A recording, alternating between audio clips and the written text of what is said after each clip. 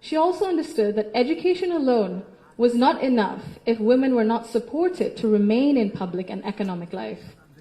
Supporting women to access credit, build livelihoods, and grow small businesses mattered. So did recognizing the realities of motherhood, of childcare, and that required systems being strengthened around maternity leave and childcare, which she did. That is because women were made to choose between family and participation in the economy. For me, these legacies show the values that I saw both reflected at home and in public. I was privileged to grow up surrounded by exceptional women, confident, capable, and accomplished. I was equally fortunate to have male role models, including my father and my grandfather, who valued those women and never felt threatened by their strength or ambition. In fact, the four most important people in my father's life, in my opinion, have been women for decades. And he has treated them with deep respect and reverence, not as an exception, but as the norm. Because of this, I grew up with what I now recognize was a skewed understanding of society. Living between Bangladesh and the UK taught me something important. Policies and access alone do not create equality. You can expand education, pass laws, set national targets, but if social norms and daily expectations and mindsets remain unequal, empowerment remains fragile. This is not about overt discrimination. Inequality often survives through habit and comfort, through what feels normal. In Bangladesh, women still perform around 85% of unpaid household and care work, spending over 7 times as many hours as men on this labor each day. This work is valued at 19% of our GDP and remains largely invisible in economic planning and national decision-making. This makes something very clear. Gender equality is not a women's issue, it is an economic and national issue.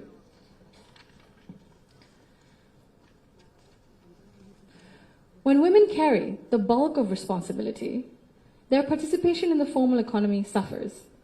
Despite significant gains in girls' education, women's labor force participation in Bangladesh remains below 40% compared to over 80% for men.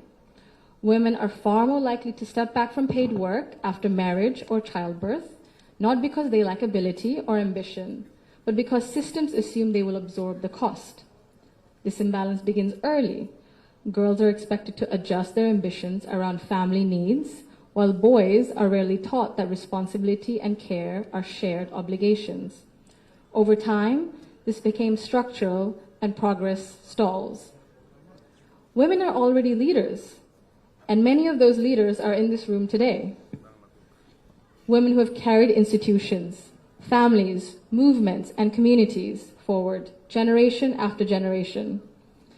Bangladesh's progress bears your fingerprints, even when history has not always said your name out loud. This brings me to a central point. Belief means nothing without action. To the men among us, our fathers, our brothers, our sons, our husbands, our colleagues and friends, your support for women's rights matters. Your celebration of women's success matters. But equality cannot survive on words alone. If systems and expectations continue to rely on women's sacrifice as the default, inequality continues comfortably. Fathers, in particular, I believe, have a unique role in breaking this cycle.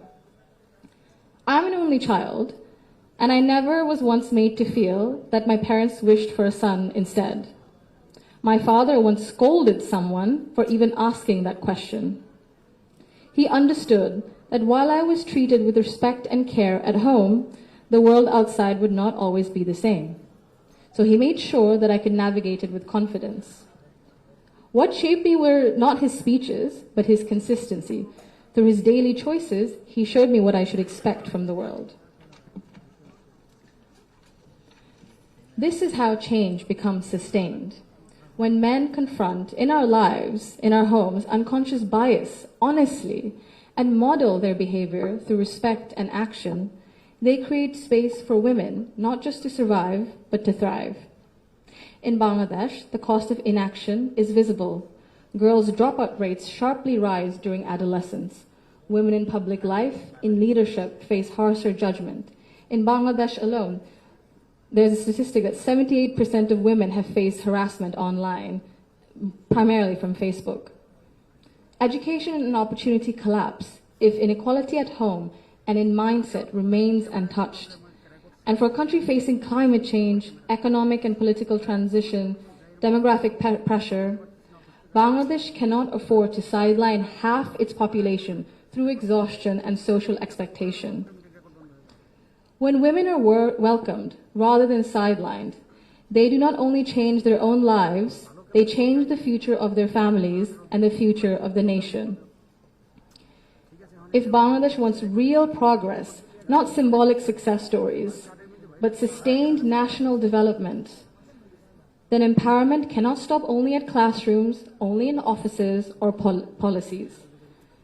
They must reach our homes, our institutions, and our mindsets, and it must be the responsibility of all of us. I thank you all for engaging in an inclusive dialogue today that reflects the true spirit of progress. Thank you.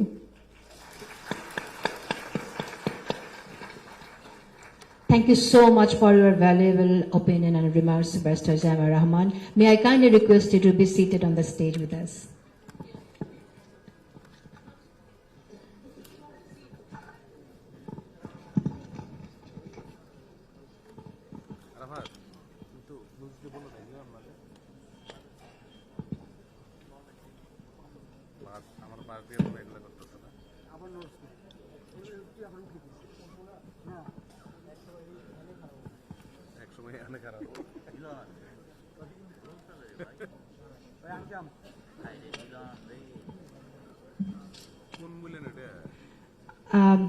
এতক্ষণ আমরা নারীদের কথা শুনলাম, কিন্তু নারীদের ক্ষমতায়নের জন্য তো আসলে শুধু নারীরা কথা বললে হবে না, আমাদের জানতে হবে যে মেন কিভাবে মেন ভাবছেন, শুনছেন, তারা আসলে কি পারসিভ করছেন। সেই জায়গা থেকে আমাদের এখানে একজন স্পেশাল গেস্ট আছেন, যিনি আসলে পলিসি মেকিং এর আগেও ছিলেন, যিনি সংস্কারের সাথেও তিনি রিফর্ম নিয়েও কথা বলেছেন অনেক। অনেকেই মনে করেন যে আগামী নির্বাচনে, ত্রয়োদশ জাতীয় সংসদ নির্বাচনে বিএনপি বিজয়ী হয়ে রাষ্ট্র পরিচালনার দায়িত্ব পাবে। সেই জায়গা থেকে আসলে বিএনপি কি ধরনের চেঞ্জেস আনতে পারে, নারীরা যে কথাগুলো ভাবছে সেই বিষয়ে আমরা একটু বুঝবো। আমি অনুরোধ জানাবো আমির খসরু মাহমুদ চৌধুরী, বিএনপি স্ট্যান্ডিং কমিটির মেম্বার, আপনাকে অনুগ্রহ করে মঞ্চে আসবার জন্য।